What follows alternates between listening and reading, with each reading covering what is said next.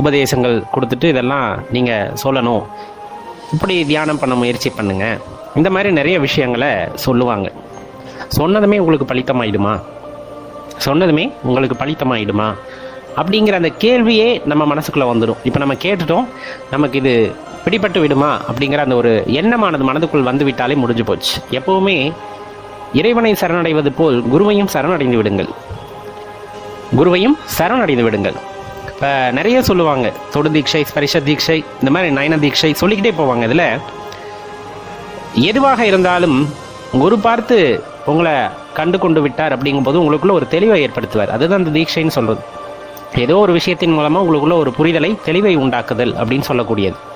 ஆனா ஒரு விஷயத்தை இந்த இடத்துல ரொம்ப தெளிவா தெரிஞ்சுக்குங்க. இப்ப நான் ஒரு விளையாட்டு போட்டியில கலந்துக்கிறேன்.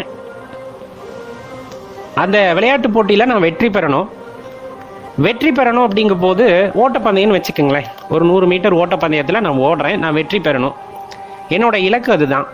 இப்போ எனக்கு அதுக்கு எப்படி ஓடுறதுன்னு தெரியல. எனக்கு முறையான பயிற்சியை கொடுப்பதற்கு ஒரு பயிற்சியாளரை வந்துட்டு நியமிக்கிறாங்க. பயிற்சியாளர் ரொம்பவே திறமைசாலின்னு வச்சுக்கோங்க.